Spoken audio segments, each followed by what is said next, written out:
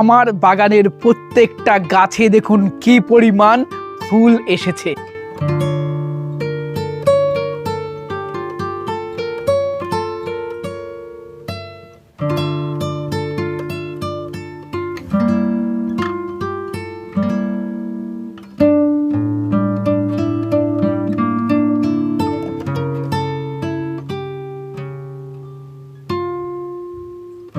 এই যে গাছটা দেখছেন এটা জাফা সুইট অরেঞ্জের একটি গাছ।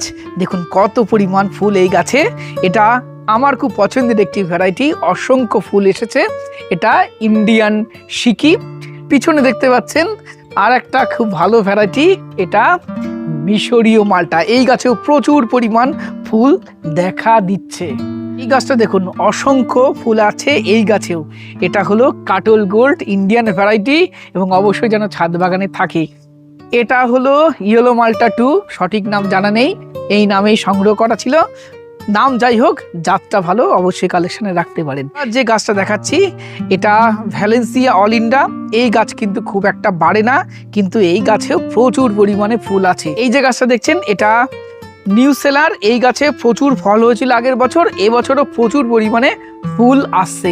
এই রকমই আরও প্রচুর নতুন নতুন ভ্যারাইটির গাছ আমার কাছে রয়েছে, পরে কোনো ভিডিওতে অবশ্যই আপনাদেরকে দেখাবো। এই যে গাছে এত পরিমাণ ফুল আসছে, এই ফুলগুলোকেও তো ফলে পরিণত করতে হবে, তার জন্য চাই সঠিক পরিচর্যা। এই ফেব্রুয়ারি মাসের মাঝামাঝি সময়ে দাঁড়িয়ে কি কি পরিচর্যা এই লেবু গাছে নিতে হবে, কিভাবে আমরা প্রত্যেকটা গাছে আরো বেশি পরিমাণ ফল ধরাতে পারবো, আজকের ভিডিওতে আমরা সেই বিষয়গুলো নিয়েই আলোচনা করব। চলুন আজকের ভিডিও শুরু করা যাক।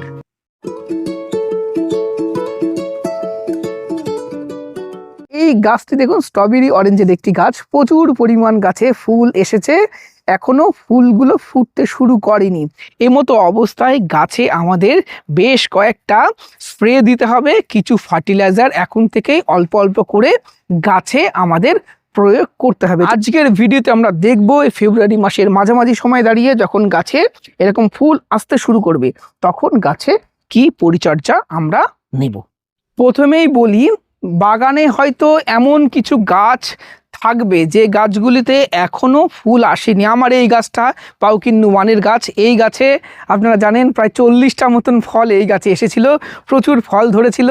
আমি হারভেস্ট অনেক লেটে করেছিলাম, সেই কারণে এখনো পর্যন্ত ফুল আসেনি। তবে ওয়েট করুন, এই সমস্ত গাছেও কিন্তু ডেফিনেটলি ফুল আসবে।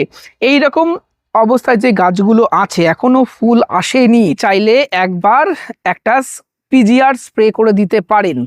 আমি এই সমস্ত গাছে কয়েকদিন আগেই মিরাকুলান স্প্রে করেছিলাম। আমি মিরাকুলান দিয়েছিলাম লিটারে 1 ml দিয়ে, প্রত্যেকটা গাছেই আমি একবার স্প্রে করে দিয়েছি।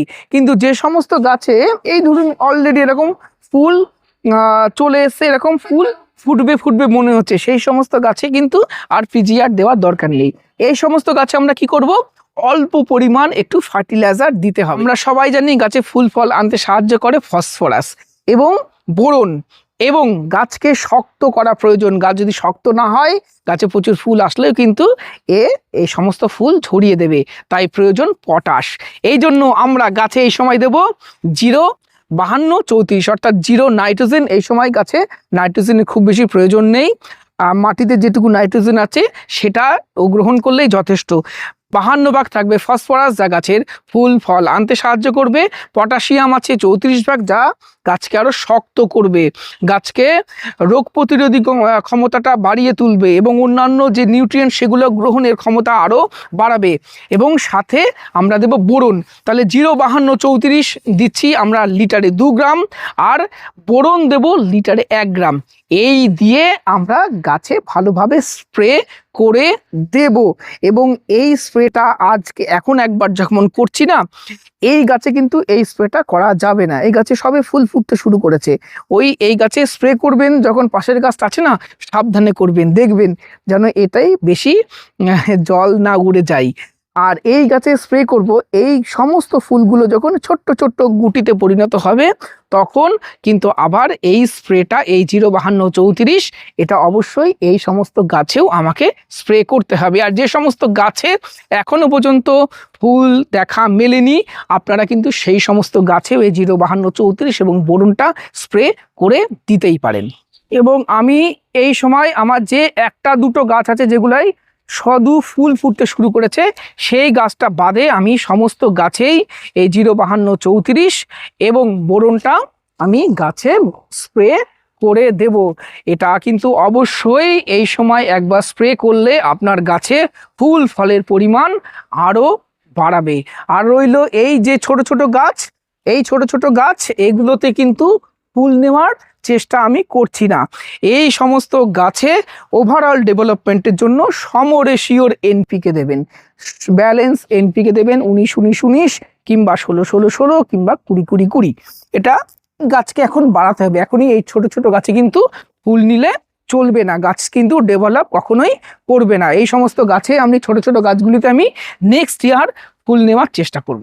লেবু গাছে ফল তো কাণ্ডে ধরে, সেই কারণে আমরা সবসময় গাছের পাতাকে বা ফুল আসলে সেই ফুলের পরিচর্যা করতে ব্যস্ত।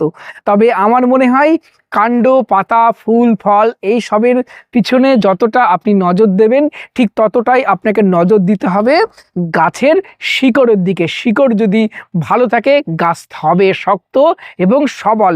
এবং গাছের শিকড়কে ভালো রাখার জন্য আমরা এই সময় গাছে হিউমিক অ্যাসিড দেব। এই হিউমিক অ্যাসিড আমরা গাছে প্রয়োগ করব। হিউমিক অ্যাসিড গাছে প্রয়োগ করার ফলে নতুন নতুন ফাইবার রুট বৃদ্ধি পাবে, ফলে গাছ আরও ভালোভাবে জল শোষণ করতে পারবে এবং গাছ পুষ্টিমৌলগুলো আরও ভালোভাবে গ্রহণ করতে পারবে, গাছ শক্ত হবে। সাথে মাটির মধ্যে থাকা অনেক নিউট্রিয়েন্ট আছে যেগুলো গাছ গ্রহণ করতে পারতো না, হিউমিক অ্যাসিড প্রয়োগের ফলে সেই পুষ্টিমৌলগুলো গাছ গ্রহণ করবে। এবং গাছ যখন শক্ত থাকবে, গাছ যখন আরও বেশি পুষ্টিমৌল গ্রহণ করতে পারবে, গাছ কিন্তু ফল ঝরাও কমাবে। এই হিউমিক অ্যাসিড প্রয়োগ করলে গাছে কিন্তু ফুল অনেক কম ঝরে, অনেক ভালো ফ্রুট সেটিং হবে। এই হিউমিক অ্যাসিডটা আমরা এই গাছে এই সময় অবশ্যই করে প্রয়োগ করব। এটা কিন্তু প্রত্যেক গাছেই করতে হবে। এবং হিউমিক অ্যাসিডের আর একটা খুব ভালো কাজ, এই যে ওয়েদার চেঞ্জ হচ্ছে না, এতদিন শীত ছিল প্রচণ্ড, শীত থেকে আস্তে আস্তে গরম পড়ছে, এই গাছকে এই ওয়েদার চেঞ্জের সময় ট্রেসটা পড়তে দেবে না। এই ট্রেস অনেক কম পড়বে এই হিউমিক অ্যাসিড প্রয়োগের ফলে। তাই এই শীতের শেষ এবং গরমের শুরুতে গাছের ট্রেস কমাতে অবশ্যই হিউমিক অ্যাসিড একবার গাছে প্রয়োগ করতেই হবে। 7 দিন আগে আমরা গাছে দিয়েছিলাম 05234 সাথে বোরন। 7 দিন পরে আমরা গাছে আর একটা ফার্টিলাইজার প্রয়োগ করবো, আমরা দেব টাটা ধ্রুবি গোল্ড। অনেক কষ্টে আমি এই সারটা জোগাড় করেছি, পাওয়া যাচ্ছিল না কোথাও, অবশেষে অনন্য নার্সারি থেকে সংগ্রহ করলাম।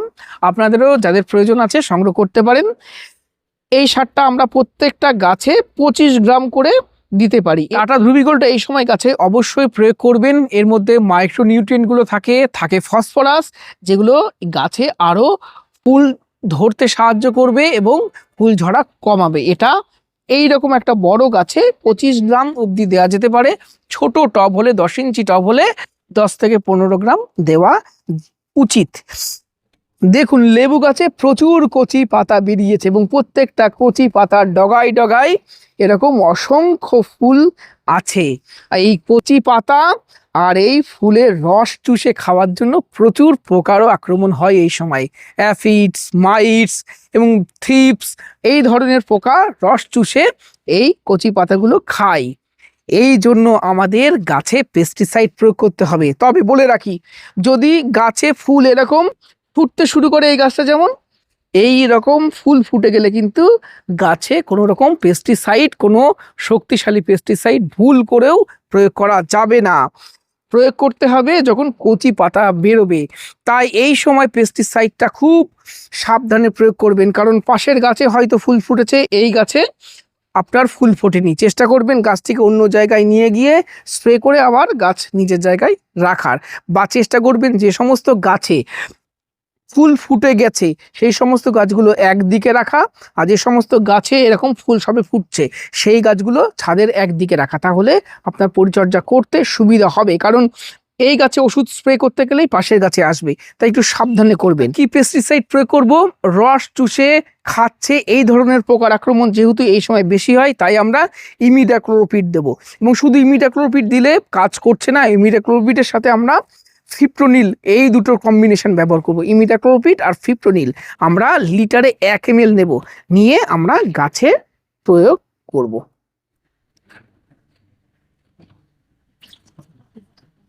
এই আমার 10 লিটার জল, তাই 10 ml এটা নেবেন।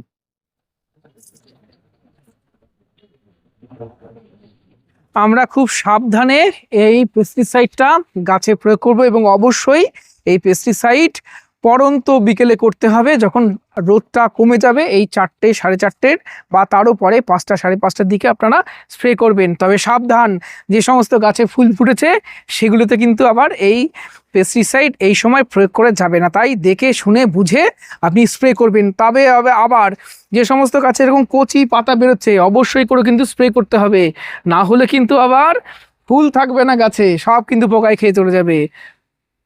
দর্শক বন্ধুরা, আপনারাও লেবু গাছে স্টেপ বাই স্টেপ এই পরিচর্যাগুলো করুন, তাহলে দেখবেন লেবু গাছও ভালো থাকবে, আর এবং আপনার লেবু গাছে আরও বেশি সংখ্যক ফুল ফুটবে এবং ফলেও পরিণত হবে।